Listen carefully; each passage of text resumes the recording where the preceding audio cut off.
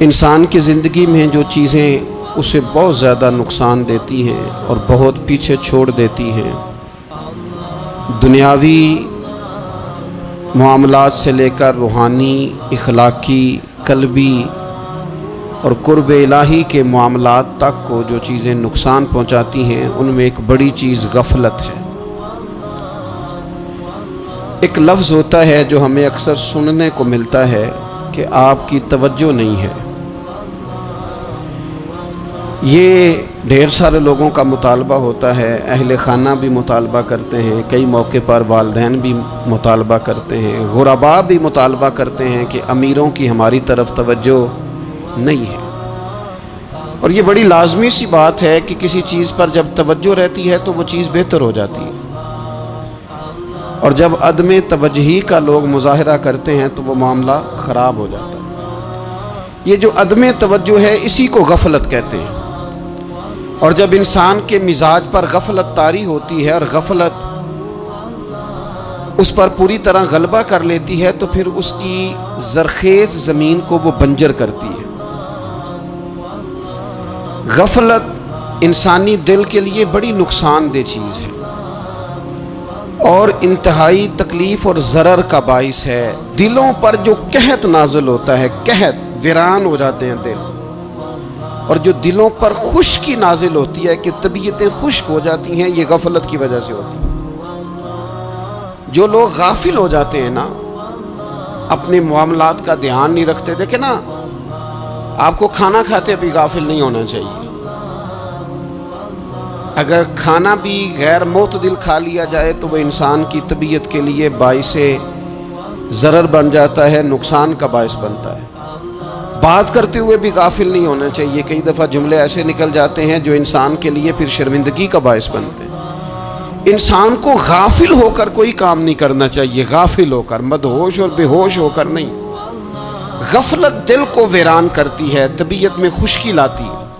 غافل کبھی نہ بنے۔ قرآن مجید فرقان حمید نے ارشاد فرمایا کہ اقترب للناس حسابہم، فرمایا لوگوں کے حساب کا وقت قریب آ گیا۔ وَهُمْ فِي غَفْلَةٍ مُعْرِضُونَ، اور وہ ابھی بھی غفلت میں منہ پھیرے ہوئے ہیں۔ ٹائم آ گیا حساب دینے کا، لیکن وہ ابھی بھی غافل ہیں۔ ہمارے جو زیادہ تر نقصان زندگی میں ہوئے ہیں وہ صرف ہماری غفلت کی وجہ سے ہوئے۔ ہم نے چیزوں پر توجہ نہیں دی، چیزیں گڑبڑ ہو گئیں۔ جس آدمی نے پھول لگائے ہوں، پھل لگائے ہوں، کھیتی لگائی ہو، وہ دانہ ڈال کے پانی دے کے فارغ نہیں ہو سکتا، اسے توجہ کرنی پڑتی ہے۔ اور کسی نے کہا تھا مالی جیندے ہون تو پھر بوٹے سوکھدے نہیں۔ اگر موجود ہونا ان کو سینچنے والا، رکھوالی کرنے والا، تو پھر ان کی جڑیں کبھی خشک نہیں ہوا کرتی۔ ہماری جو غفلتیں یہ بڑی ضرر کا باعث ہیں، نقصان کا باعث، اور مجبوری معاف ہوتی ہے، غفلت معاف نہیں ہوتی۔ اسکول میں پڑھتے تھے، مدرسے میں پڑھتے تھے، تو ایک مجبوری ہو گئی جی، خدا نہ خواستہ گھر میں کوئی پریشانی ہو گئی تو اساتذہ اس پر سزا نہیں دیتے۔ کوئی خوشی کا موقع ہے گھر میں، فیملی میں کسی کی شادی ہے، اساتذہ اس پر سزا نہیں دیتے۔ لیکن اگر کبھی پتہ چلتا تھا نا کہ یہ گھر سے تو آیا تھا لیکن مدرسے نہیں آیا، یہ اسکول نہیں آیا، رستے میں غافل ہو گیا، تو یہ بات خوفناک تھی۔ یہ قابل سزا جرم تھا کہ تو غافل ہو گیا اپنی پڑھائی سے، تو گھر سے آیا اور یہاں نہیں آیا۔ غفلت قابل سزا ہوتی ہے، مجبوری کی معافی ہوتی ہے۔ ہمارا آج کل جو مسئلہ ہے وہ غفلت کا ہے۔ ڈھیر سارے لوگ ہیں، سمجھدار بھی ہیں، سیانے بھی ہیں، معاملہ فہم بھی ہیں، باشعور بھی ہیں، تعلیم کی ڈگریاں بھی رکھتے ہیں، لیکن اگر ان کی زندگیوں کی تکلیفوں کو دیکھا جائے اور بے آباد روح کو دیکھا جائے اور سجدوں سے ان کی دوری کو دیکھا جائے تو ایک ہی بات سمجھ میں آتی ہے کہ پتہ سارا ہے لیکن لے ڈوبی ہے غفلت۔ توجہ نہیں کی۔ لائق بچہ بھی نالائق ترین زندگی گزارتا ہے، اس لیے کہ اس کے لائق ہونے کے ساتھ ساتھ اس کا توجہ کرنا بھی تو ضروری ہے نا۔ निरे लायक का क्या फ़ायदा अगर वो मेहनती नहीं, अगर वो तवज्जो ही नहीं करता, अपना सबक ध्यान से सुनता पढ़ता ही नहीं, तो जितना मर्जी लायक हो पीछे रह जाएगा। और कई नालायक होते हैं, रट्टा लगा के पास होते हैं, पर चलो रट्टा तो लगाते हैं ना, मेहनत तो करते हैं ना, जद्दोजहद तो करते हैं। कई नालायक जद्दोजहद के बायस आगे गुजर जाते हैं और कोई इसी चक्कर में रह जाते हैं, मैं बड़ा लायक हूँ, कल पढ़ लूँगा, परसों पढ़ लूँगा, हफ्ता तैयारी करके पास हो जाऊँगा। अपनी ज़िंदगी से गफलत का पर्दा उठाएं। और गफलत, उसके लिए फैसला करने की ज़रूरत होती है, प्लानिंग करने की नहीं, फैसला करने की ज़रूरत होती है कि मैंने अब गफलत करनी। हम ना जब भी कोई प्रोग्राम बनाते हैं तो मनसूबाबंदी शुरू कर दें। मनसूबाबंदी ना करें, फैसला करें, कहें कि मैंने गाफिल नहीं होना। गफलत गर्क दुनिया का नाम है। अपने आप को गफलत से बचाएं। आप देखें हज़रत काब बिन मालिक रदी अल्लाह ताला अन्हु फरमाते हैं, बुखारी में मौजूद है, फरमाते हैं कि जंग में मैं पीछे रह गया था, मेरा ख्याल था कल चला जाऊंगा, घोड़े और सवारियां मेरे पास तेज़ हैं, मजबूत हैं, परसों चला जाऊंगा, तेज़ी से भाग के मैं पहुंच जाऊंगा, मैं काफिले के साथ शामिल हो जाऊंगा, लेकिन बस थोड़ी सुस्ती हो गई, ज़रा गफलत हो गई। आप फरमाते हैं जब सब लोग चले गए हुजूर अलैहिस्सलाम के साथ जिहाद में और मैं पीछे रह गया, तो फिर जब चंद दिन गुजर गए और महबूब के वापस आने का टाइम हो गया, तो अब मैं गौर करता समझता तो मुझे मदीने में यहाँ बुज़दिल लोग नज़र आते। और कौन नज़र आते? जो मुनाफिक थे। वो मुनाफिक बुज़दिल दिखाई देते, या मुझे औरतें और बच्चे दिखाई देते। मैं परेशान हुआ। हुजूर वापस आ गए। जिन्होंने बहाने किए थे ना मुनाफिकीन ने, ये मजबूरी थी इसलिए नहीं जिहाद पे गए, ये जिन्होंने बहाने किए थे उन्हें मिल गई माफ़ी। और मैंने सच बोला, मैंने कहा या रसूलल्लाह मैं गाफिल हो गया था। अब कहते हैं मैंने जब कहा ना हुजूर सुस्ती हो गई थी, ज़रा गफलत हो गई, तो बंदा महबूब से गाफिल हो जाए, बंदा वहीं से गाफिल हो जाए। जो दम गाफिल सो दम काफिर, सानू मुर्शद एहो पढ़ाया। जब कहा ना हुजूर वो गलती हो गई, कोई मजबूरी नहीं थी, तो फरमाते हैं बाकियों को माफ़ी मिल गई, मेरे साथ हुजूर नाराज़ हो गए। एक दिन नहीं, 2 दिन नहीं, 50 दिन हुजूर नाराज़ रहे। मदीने की गलियों ने मुझे पहचानना छोड़ दिया। दरो दीवार से मुझे यूँ लगता था कि मैं परदेसी हूँ। फरमाते हैं मैं मस्जिद में आता था, मैं जब महबूब को देखता तो हुजूर रुखे अनवर फेर लेते, और मुझे पता था जब मेरा चेहरा इधर उधर होता तो फिर करीम रहमत की नज़र फरमाते। फरमाते 50 दिन मुसलसल। फिर मुझे हुक्म हुआ कि बीवी भी भेज दो, मेके बच्चे भी भेज दो, ननिहाल यानी तन्हा रह जाओ। फरमाते हैं वो मैंने कैदे तन्हाई काटी, लेकिन शुक्र अल्लाह का ये है कि मैं सच्चा था, बस ज़रा भूल गया था, बस ज़रा गफलत हो गई थी। तो फरमाते हैं फिर अल्लाह तबारक व तआला ने मेरे ऊपर फजल ये फरमाया कि मेरी तौबा का ऐलान रब ने कुरान मजीद में फरमाया। तो गाफिल ना बने कभी भी। हमारा ना मसला ये है, और आपने नाराज़ नहीं होना, ढेर सारे लोग गाफिल हो जाते हैं, मालदार भी गाफिल हैं, साहिबाने इल्म भी इल्ला माशाअल्लाह बहुत सारी जगहों पे गाफिल हैं। जिन लोगों को 4 लोग जानने लग जाते हैं, कोई मकाम हासिल हो जाता है, वो भी बहुत सारी जगहों से गाफिल हो जाते हैं इल्ला माशाअल्लाह। गफलत बड़ी तकलीफ वाला मंजर है। जो लोग समझते हैं ना मैं अब गुड बुक में आ गया हूँ, अब मैं अच्छा हो गया हूँ, अब मेरे लिए खैर कहा जाता है, मुझे अच्छाई शायद ये मुस्तकिल मेरे साथ रहेगी, तारीफ़ ही होगी हमेशा, वो भी गाफिल हो जाते हैं। और ये गफलत ठीक नहीं होती। वजह देखनी चाहिए किस वजह से इंसान को वक़ार मिल रहा, इज़्ज़त मिल रही। अपनी ज़िंदगी से गफलत को उतार फेंकें। थोड़ी देर की तो गफलत होती है, लंबी तो नहीं। 2 मिनट के लिए सिर्फ इसने ड्राइविंग करते हुए चेहरा मोबाइल की तरफ किया था, 2 ही तो मिनट लगे थे। लम्हों ने खता की थी, सदियों ने सजा पाई। लम्हों ने खता की थी, सदियों ने सजा पाई। एक लम्हे के लिए गाफिल हुए थे और सदियां, नस्लें रोती रह गईं पीछे। بچے تڑپتے رہ گئے، اہل خانہ پریشان رہ گئے، ماں باپ ساری زندگی روتے رہے، لیکن یہ 2 منٹ کے لیے یہ غفلت جو ہے یہ بڑی تکلیف والا معاملہ. اپنی زندگی سے غفلت کو اتارنا ہے، غافل نہیں بننا، ہر وقت توجہ اور ساری باتوں پہ توجہ. بعض اوقات لوگ ایک طرف توجہ کر کے ایک طرف سے غافل ہو جاتے ہیں. نہ، توجہ ہمہ پہلو رکھنی ہے. ہمارے ذمے جتنے بھی حقوق ہیں ان سب پر توجہ، ہر چیز کا خیال. ایسا نہ ہو کہ عبادت کرتے رہ جائیں اور حقوق العباد ہم سے چھوٹ جائیں، اور حقوق العباد اتنے زیادہ ادا کریں. ایک صاحب مجھے کہنے لگے ایک دفعہ بڑے وثوق کے ساتھ کہنے لگے جی معاذ اللہ ثم نہیں جی ٹائم ملتا پھر نماز دا کی کریے، روزی کمانا بھی تو عبادت ہے نا. تو میں نے کہا آپ نے عبادت کرنا ایک حصہ قبول کیا ہے، آپ نے کل عبادت نہیں قبول کی. عبادت کل ہے، ہمہ پہلو. ایک حصہ آپ قبول کر کے نکل گئے اور باقی آپ نے چھوڑ دی. تو کسی ایک طرف سے بھی غافل نہیں ہونا.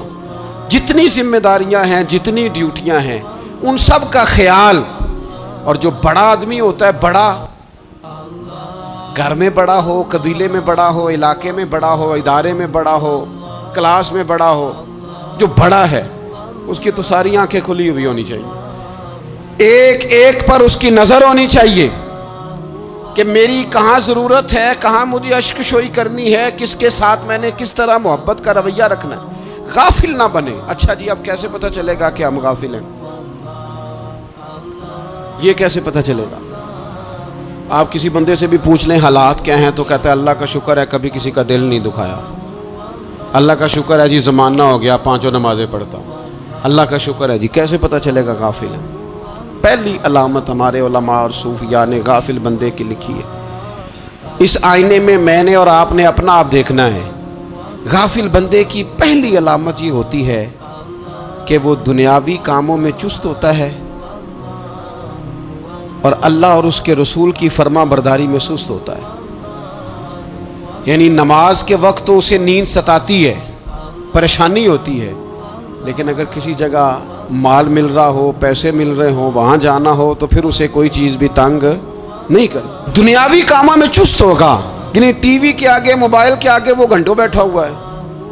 اور اگر اسے 25 منٹ قرآن پاک سننا پڑ جائے، اگر اسے 20 منٹ دینی محفل میں بیٹھنا پڑ جائے، اگر اسے کہا جائے کہ تو 20 رکعت نماز نفل ادا کر، دنیاوی کاموں میں چست ہے، دینی کاموں میں، یہ غفلت کی پہلی علامت. پھر ذاتی معاملات پہ پیسہ خرچ کرنا ہو تو ڈھیر سارا ہے، کسی غریب کی مدد کرنی ہو تو. وہ ہمارے ایک دوست ہیں، وہ اکثر کہا کرتے ہیں، وہ کہتے ہیں آج کل کسی سے کہنا فلائی کام میں، دینی کام میں، کسی کی مدد میں کچھ 4 پیسے خرچ کرنے ہیں تو لوگ کہتے ہیں ہاتھ تنگ ہے. ہاں کوئی سستا پلاٹ ملتا ہو نا، اور اگر یہ سمجھ آ جائے کہ وہ مجبور ہے بیچارہ بیچنے والا، تو پھر کہتے ہیں میں 2-3 دوستوں کو پھاڑ لے سن. ذاتی کاموں میں جب بندہ چست ہو اور دینی کاموں میں سست ہو تو مطلب یہ ہے کہ بندہ غافل ہے. پہلی علامت غفلت کی. اور غفلت کی دوسری نشانی یہ ہے کہ انسان گناہ کے کاموں کو معمولی سمجھنے لگ جاتا ہے. یہ غافل بندے کی نشانی ہے. گناہ کو معمولی سمجھتا ہے، چھوٹا سمجھتا ہے. آج کل لوگ کہتے نہیں میں کو اکیلا کر رہا ہوں، ساری دنیا ہی کرتی ہے. اور جناب کیا ہو گیا، اگر یہ غلطی ہو گئی تو بندے سے ہو ہی جاتا ہے. گناہ کو معمولی سمجھنا، چھوٹا سمجھنا اور کہنا پھر کیا ہو گیا ہے، انسان سے غلطی ہو جاتی ہے. آپ دیکھ لیں کہ سینکڑوں بیسیوں گناہوں کا بوجھ ہمارے سروں پہ ہوتا ہے، لیکن کوئی ہمارا دبدبہ ہے، کوئی ہماری گفتگو ہے، کوئی ہمارے جملوں میں خود پسندی ہے، کوئی ریاکاری ہے، کوئی تصنع ہے. یہ غافل بندے کی علامت ہے. نبی اکرم صلی اللہ تعالیٰ علیہ وآلہ وسلم نے فرمایا مومن اپنے گناہوں کو پہاڑ کی طرح سمجھتا ہے. یہ بخاری میں حدیث ہے.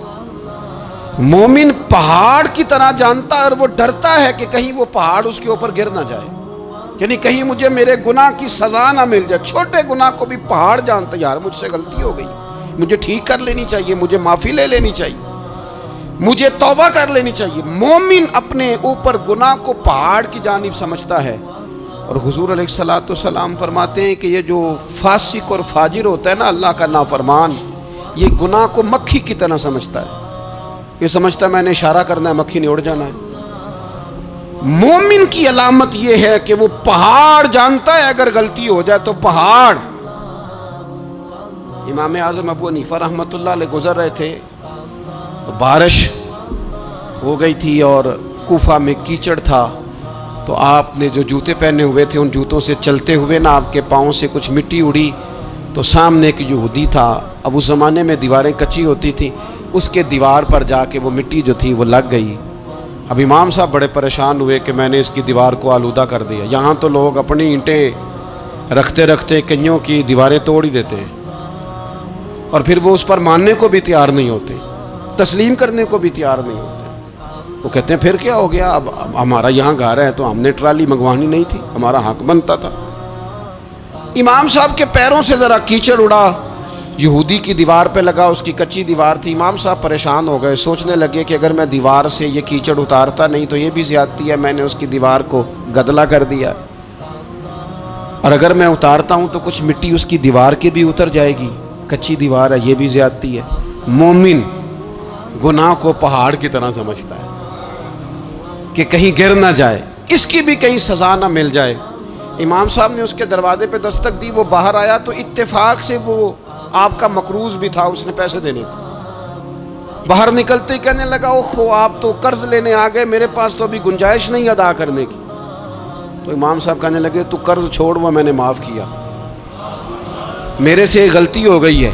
میں آ رہا تھا، لکڑی کے جوتے اس زمانے میں کھڑاؤں لوگوں نے پہنے ہوتے تھے، کہا وہ میرے پیروں سے ذرا کیچڑ اڑا ہے، تیری دیوار پہ لگ گیا ہے۔ اب میں بڑی دیر سے کھڑا سوچ رہا ہوں کہ اگر میں تیری دیوار صاف نہ کروں تو میں نے یہ میلی کر دی، گدلی کر دی، یہ بھی بات درست نہیں ہے، زیادتی، اور اگر میں اسے صاف کرتا ہوں کچی دیوار سے کچھ مٹی اتر جائے گی تو یہ بھی زیادتی ہے، اب تو بتا میں کیا کروں۔ تو بے موسمہ پھل تھا نا یہ، تو بے موسمہ پھل دیکھ کے بندہ حیران ہو جاتا ہے، جو باتیں روٹین میں نہ ہو رہی ہوں وہ ذرا انوکھی لگتی ہے، بندہ حیران ہو گیا، غور سے امام صاحب کا چہرہ دیکھنے لگا، غور سے چہرہ دیکھنے لگا، اور پھر تھوڑی دیر سوچنے کے بعد کہنے لگا حضور پہلے میں نے دین اسلام کے بارے میں پڑھا اور سنا تھا، آج میں نے دین دیکھا ہے۔ پہلے میں نے سنا تھا کہ دین اسلام اس طرح کا ہے، آج میں نے دین۔ ہم نہ پوری دنیا کے کافروں کو دین سنانا چاہتے ہیں، دکھانا نہیں چاہتے، ہم نیک نظر آنا چاہتے ہیں، نیک بننا نہیں چاہتے، ہم نیک نظر آنا چاہتے ہیں۔ نتیجہ کیا نکلتا ہے کہ کچھ عرصے کے بعد پتہ چل جاتا ہے بندہ کس لیول کا نیک ہے، کیا معیار ہے اس کی نیکیوں کا۔ کہنے لگا حضور پہلے میں نے دین سنا تھا، آج دیکھا ہے۔ آپ وہ مٹی کی دیوار پر جو کیچڑ لگ گیا ہے، دیوار کو بعد میں صاف کیجئے گا، پہلے کلمہ پڑھائیں تاکہ میرے اندر کا کفر صاف ہو جائے، مجھے مسلمان کر دیں۔ تو غافل آدمی جو ہوتا ہے نا، وہ پھر تیسری بات، جب بندہ بہت زیادہ غافل ہو جاتا ہے پھر اعلانیہ گناہ کرنے لگتا ہے۔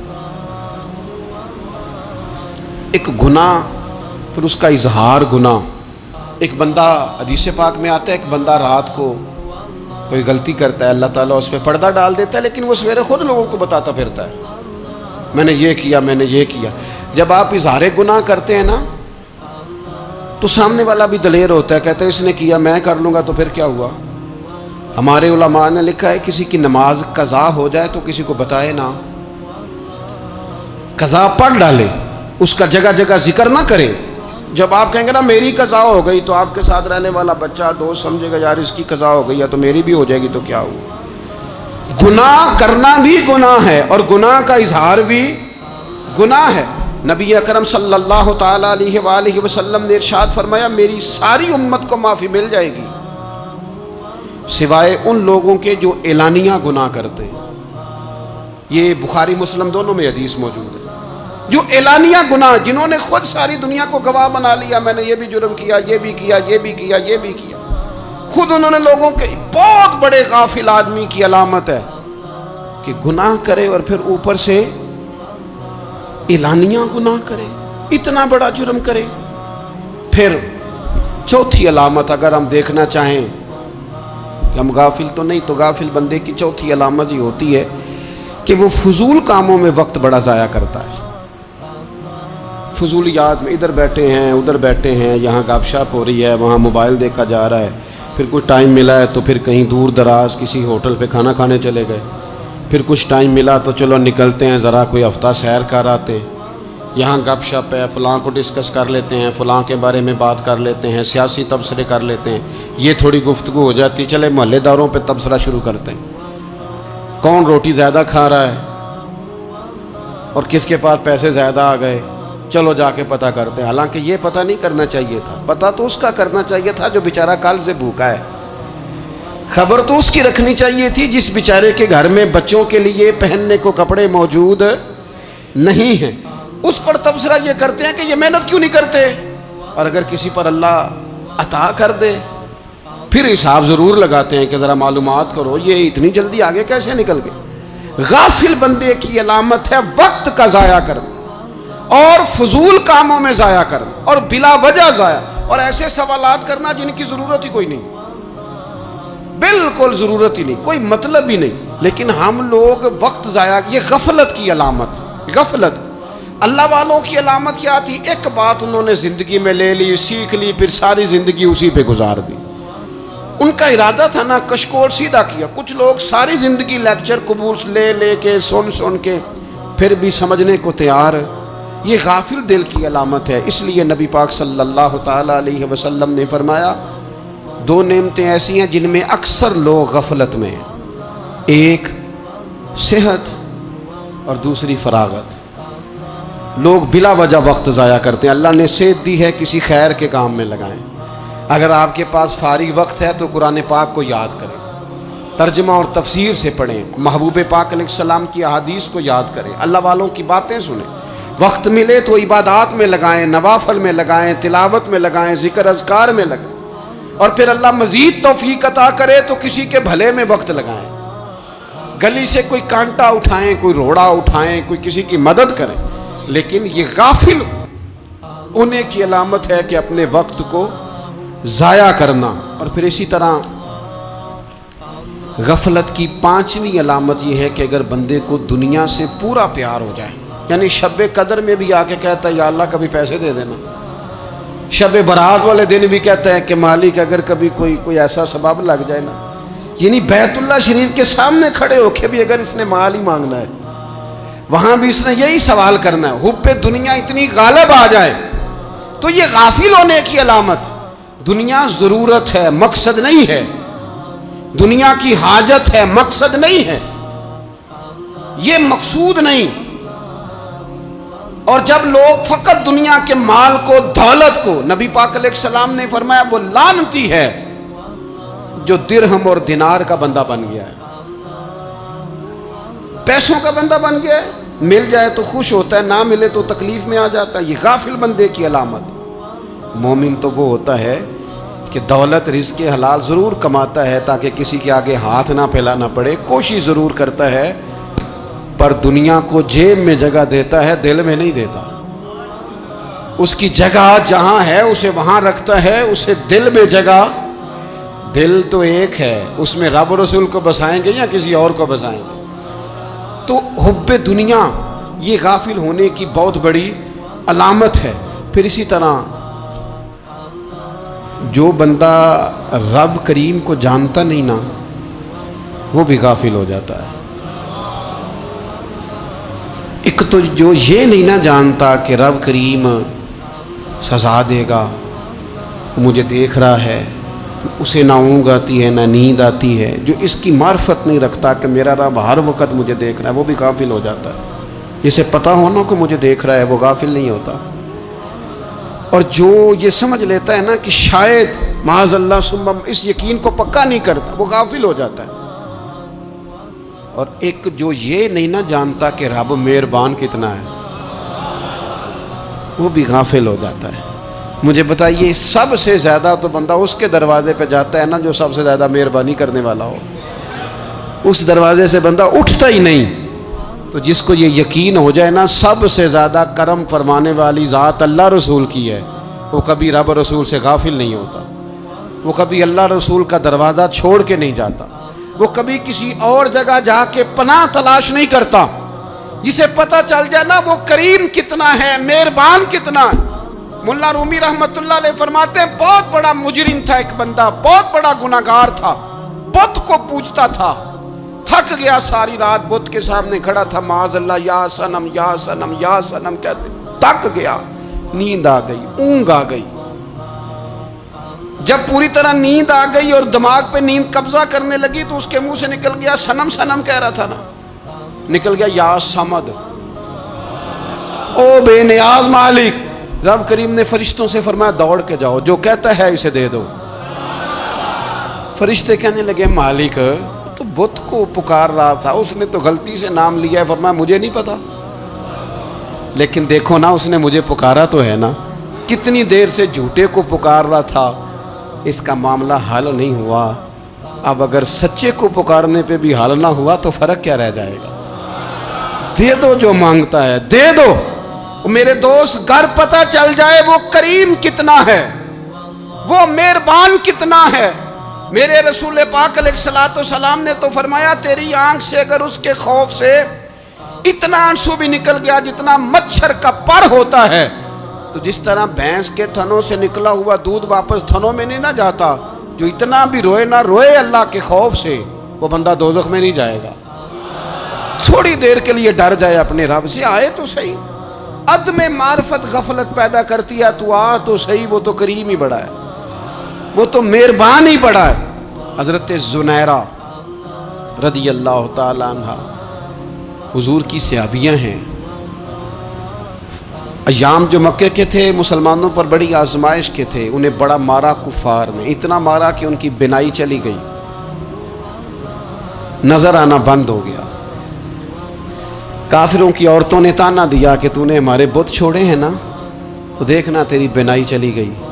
تو جناب زنیرہ اللہ پہ بھروسہ، توکل، معرفت الہی کا جذبہ، اٹھ کے کھڑی ہو کہنے لگی چپ کرو، تمہارے جھوٹے بت کیا کر سکتے ہیں، میرا رب چاہے تو صبح جب میں اٹھوں تو میری آنکھیں روشن ہو، اگر کریم کرم کر دے۔ لوگ کہتے ہیں واقعی ایسا ہوا، جب وہ سویرے اٹھی تو اللہ نے ان کی روشنی واپس کر دی تھی۔ تجھے پتہ چل جانا وہ مہربان کتنا ہے۔ وہ ایک بزرگ تھے تو ان سے کسی نے کہہ دیا کہ اگر آپ کا حساب آپ کے ماں باپ کے ذمہ ہو جائے تو پھر کیسا، پوچھنے کے لیے قیامت میں اگر ماں باپ حساب لیں تو پھر کیسا۔ تو بڑے سیانے لوگ تھے جو دل والے تھے، کہنے لگے نہیں، رب کریم ہی ٹھیک ہے، اس لیے کہ وہ ماں باپ سے کہیں بڑھ کر پیار کرنے والا ہے۔ اگر یہ معرفت مل جائے وہ کریم کتنا ہے، اور جب بندہ پوری طرح اس کی بارگاہ میں آ کے تڑپ جاتا ہے نا، مولا میں جاؤں کدھر، تیرا دروازہ چھوڑ کے جاؤں کدھر۔ اقبال کہتے ہیں وہ ایک سجدہ جسے تو گراں سمجھتا ہے، 1000 سجدوں سے دیتا ہے آدمی کو نجات۔ تجھے جگہ جگہ جھکنا نہیں پڑے گا اگر تو صحیح معنوں میں اپنے رب کی بارگاہ میں جھک جائے۔ تو میرے عزیز کوشش کرے کہ اس کی معرفت، اس کا کرم، اس کی عطا اور اللہ تبارک و تعالیٰ کے حاضر و ناظر ہونے پر عین الیقین، حق الیقین حاصل کریں۔ اور پھر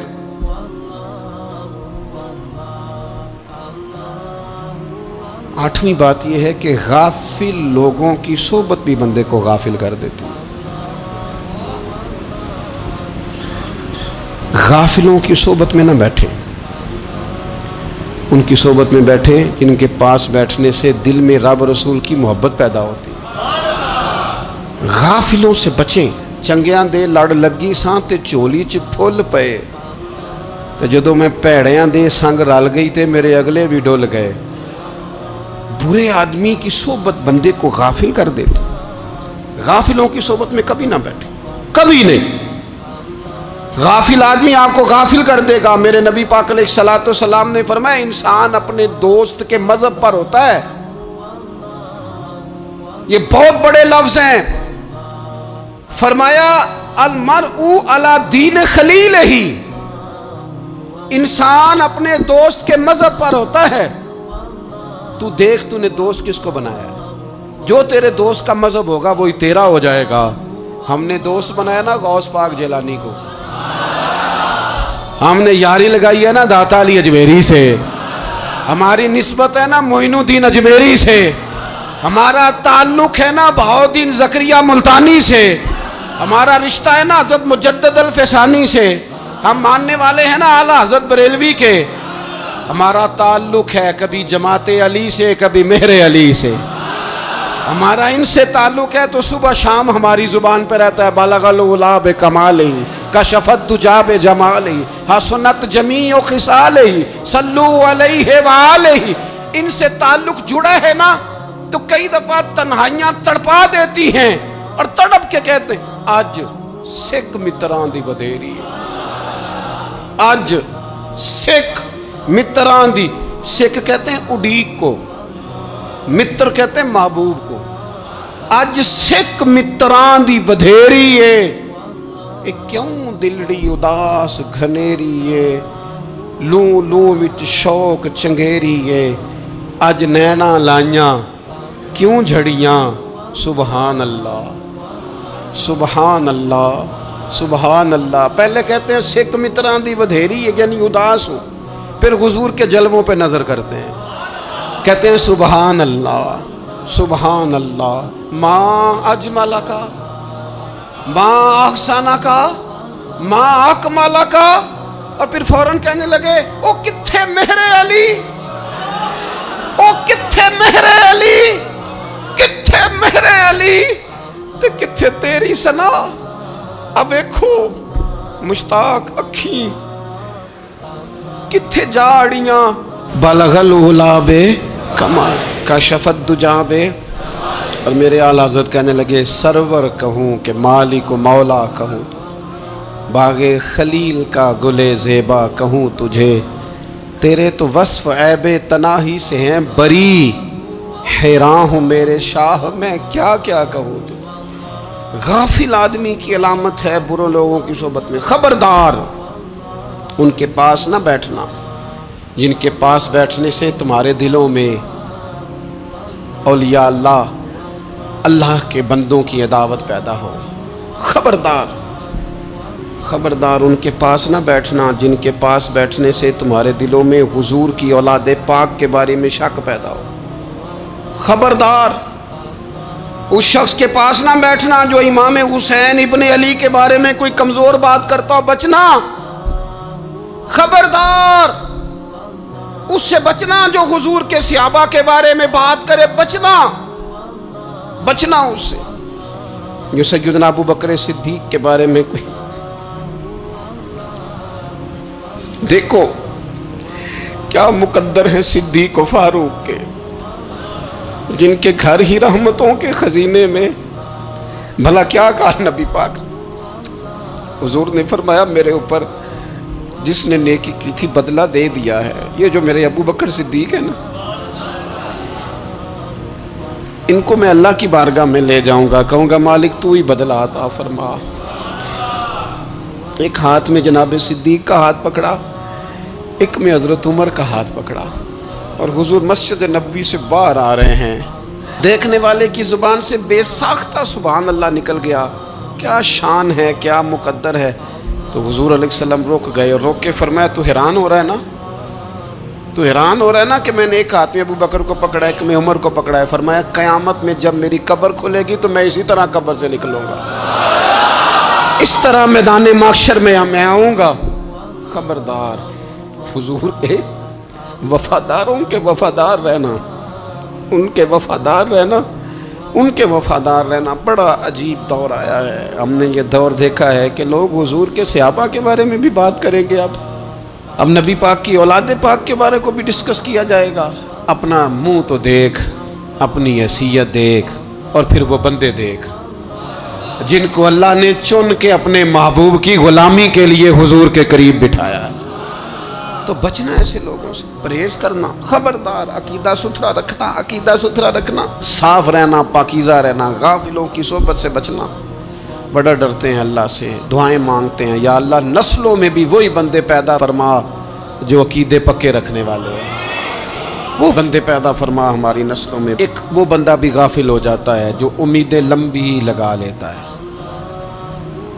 جن کے منصوبوں میں دولت بھی ہوتی ہے، گھر بھی ہوتا ہے، اولاد کا بڑا ہونا بھی ہوتا ہے، پوتے پوتیاں نواسے نواسیاں دیکھنا بھی ہوتا ہے، یہاں بھی گھر وہاں بھی گھر، یہ سیر، یہ سارا کچھ ہوتا ہے، لیکن رب کی بارگاہ میں پیش ہونا جن کے پیش نظر نہیں ہوتا۔ لمبی امیدیں۔ حضرت مولا علی شیر خدا فرمایا کرتے تھے، میں تم پر دو باتوں کا خوف کھاتا ہوں، جو ڈر آتا ہے، ایک یہ کہ تم خواہش کی پیروی کرو گے، جو نفس کی خواہش ہوگی اس کے پیچھے لگ جاؤ گے، اور ایک تم لمبی لمبی امیدیں باندھو گے، اتنے سال جینا ہے، اتنے 100 سال جینا ہے، یہ کرنا ہے وہ کرنا ہے۔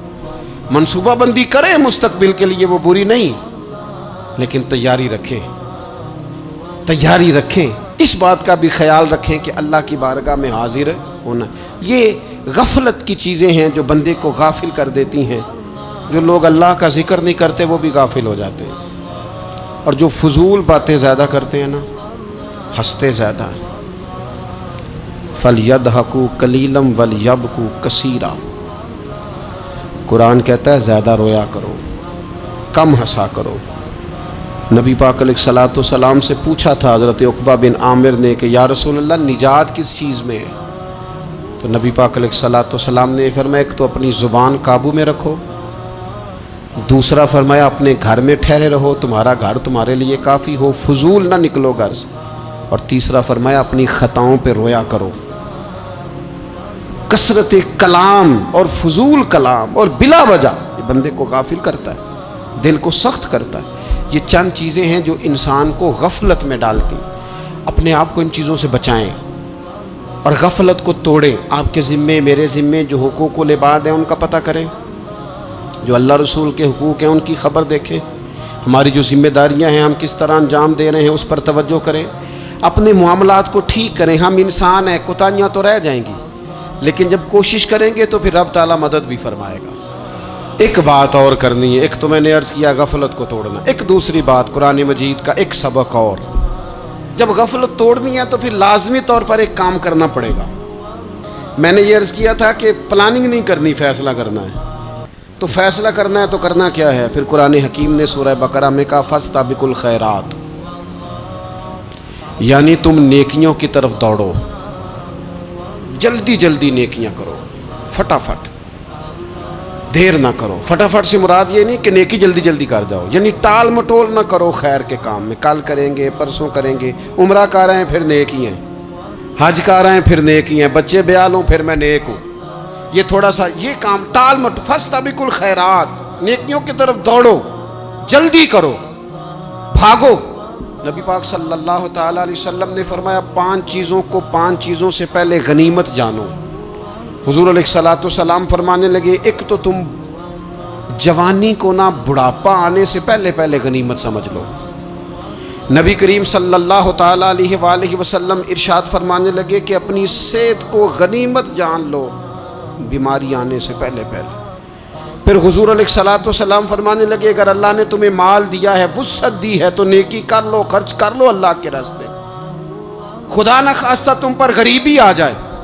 اور پھر حضور سید عالم صلی اللہ تعالیٰ علیہ وسلم فرمانے لگے اگر تمہیں اللہ نے کچھ فراغت دی ہے، بہت زیادہ مصروف نہیں ہو، تو غنیمت جان لو، جلدی سے نیکی کر لو قبل اس کے کہ تم مشغول ہو جاؤ۔ اور 5ویں بات حضور نے بیان کی، فرمایا زندگی کو غنیمت جانو، موت آنے سے پہلے پہلے جلدی سے نیکی کر لو۔ نیکی کے لیے ساری زندگی منصوبہ بندی نہ کرتے رہو، نیکی کے لیے دیکھو نا، ہماری زندگی میں یہاں دنیا میں رہ کے چند منٹوں میں وہ نیکی کی جا سکتی ہے جو قیامت کے بعد صدیوں کا ہمارا فائدہ کرے گی، صدیوں کا فائدہ کرے، کرتے نہیں۔ پلاننگ کر رہے ہیں، منصوبہ بندی کر رہے ہیں، بس تیاری کر رہے ہیں، بس حضرت آپ دعا کر دیں، اللہ تعالیٰ دعائیں بھی قبول فرمانے والا ہے، لیکن جو نیکی نصیب ہوتی ہے اسے جلدی سے کر گزریں، اسے فٹافٹ کریں۔ میں ایک گاؤں میں گیا، اب تو خیر وہ دور نہیں رہا، یہ 10-15 سال 20 سال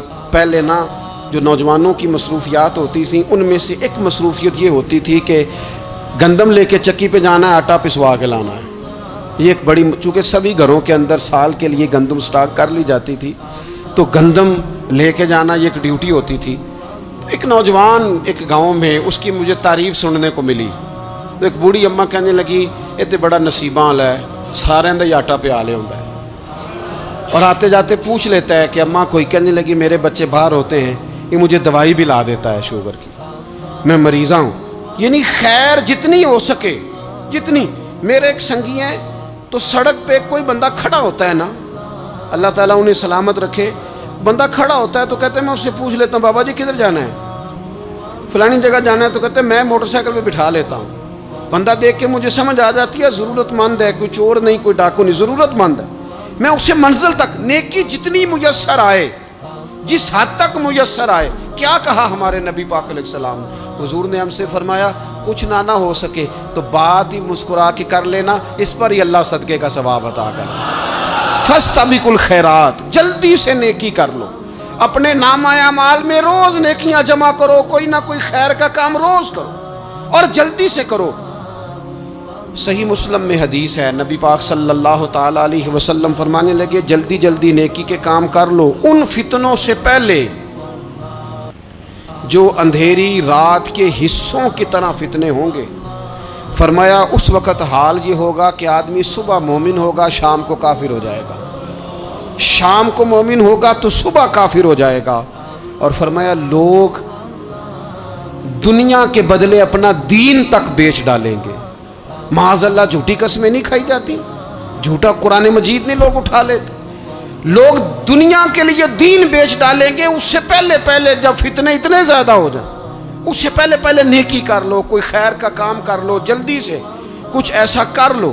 حضرت عقبہ بن حارث رضی اللہ تعالیٰ عنہ فرماتے ہیں یہ دیکھیں ہمارے نبی پاک علیہ السلام کی سیرت کیا ہے، حضور کا اسوہ کیا ہے، نبی پاک علیہ السلام ہماری تربیت کس طرح کرتے ہیں۔ حضرت عقبہ بن حارث رضی اللہ تعالیٰ عنہ کہتے ہیں ہم نے نبی پاک علیہ السلام کے ساتھ عصر کی نماز پڑھی، یہ صحیح بخاری میں موجود ہے۔ فرماتے حضور سلام پھیرتے ہی فوراً اٹھ کے گھر تشریف لے گئے۔ یہ ہمارے لیے انوکھی بات تھی، غیر متوقع تھی، پہلے کبھی ایسا ہوا نہیں۔ سلام پھیرا نماز کا، حضور جلدی سے تشریف لے گئے۔ اب ہم حیران تھے اور حیرت انگیز طور پر حیران تھے کہ کریم اتنی جلدی تشریف لے گئے۔ تھوڑی دیر ہوئی حضور واپس آ گئے تو محبوب پاک علیہ السلام فرمانے لگے گھر میں ایک چھوٹی سی ڈلی، ایک چھوٹا سا ٹکڑا سونے کا پڑا تھا، مال آیا تھا سارا صدقہ کر دیا، وہ تھوڑا سا پڑا تھا، اچانک مجھے یاد آیا وہ تو پڑا رہ گیا۔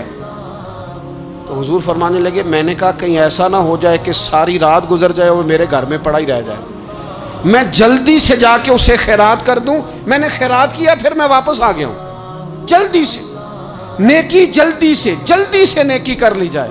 ہم بڑا انتظار کر رہے ہیں، بڑا لمبا ہمارا پروگرام ہے، ہمارے پاس ٹائم ہی بڑا ہے، کسی نے کان میں کہہ دیا ہے تیرے پاس بڑا وقت ہے، ابھی تو بڑی عمر پڑی ہے، ابھی تو جناب اور میرے بھائی یہ لوگوں کے کہنے کی باتیں ہیں، پھر پتہ ہی نہیں چلتا حالات کس طرح کے ہو جاتے ہیں اور کیا معاملات انسان کے ساتھ درپیش ہوتے ہیں۔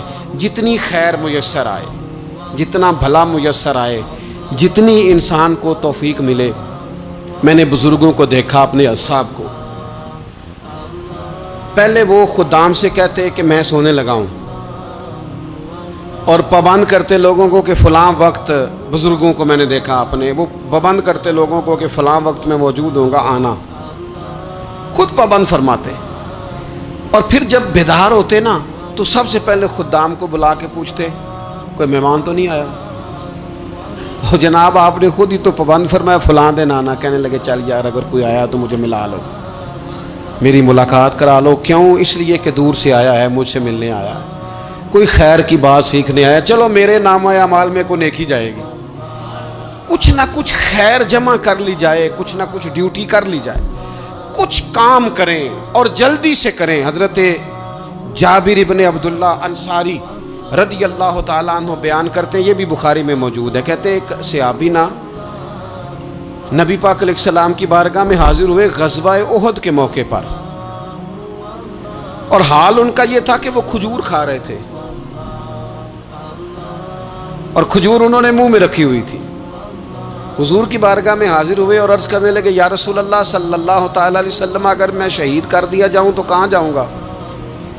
حضور فرمانے لگے جنت میں۔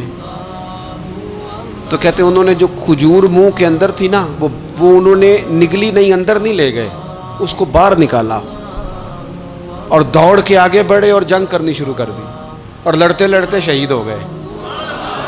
کیا سبق دیا انہوں نے؟ سبق یہ دیا کہ نیکی کرنے میں اتنی دیر بھی نہیں کرنی جتنی کھجور کھانے میں دیر لگتی ہے۔ جلدی سے نیکی کرنی ہے، فٹافٹ نیکی کرنی، اس کے اندر ٹال مٹول نہیں کرنا۔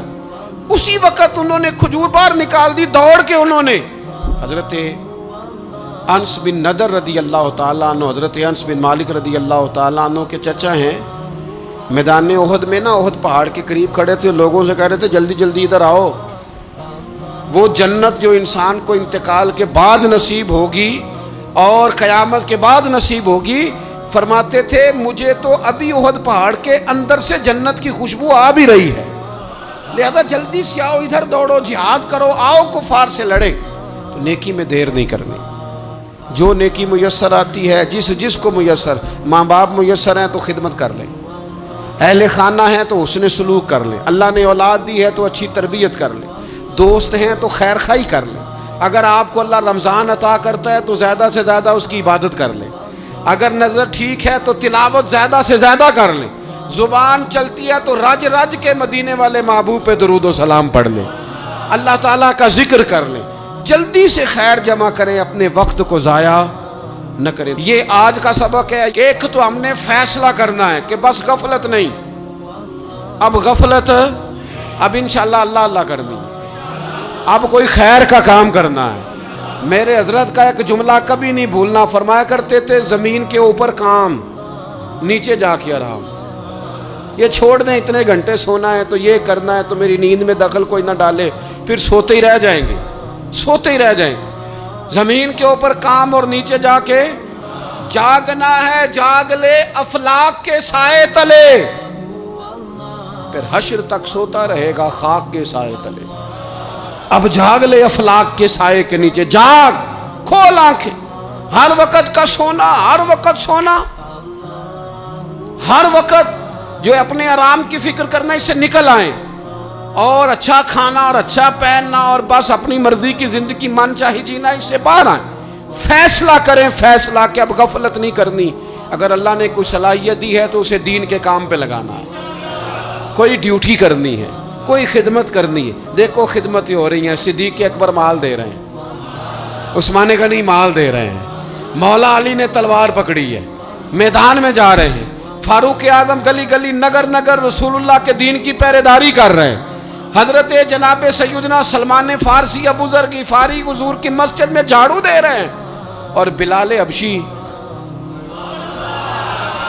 وہ نبی پاک کی مسجد میں اذان پڑھتے پڑھتے رب نے اتنا عروج فرمایا کہ کعبے کی چھت پہ کھڑے ہو کے بھی اذان پڑھنی شروع، انہوں نے اذان دے۔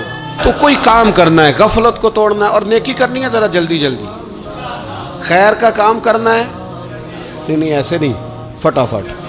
کیسے جی؟ فٹافٹ۔ تو فٹافٹ کام کریں خیر کا، جلدی جلدی۔ تو یہ خیر کا کام فٹافٹ، جلدی جلدی اور بڑی جلدی اور دوڑ دھوپ کے، اور جب آپ کرتے جائیں گے نا تو پھر اللہ تعالیٰ مواقع بناتا جائے گا۔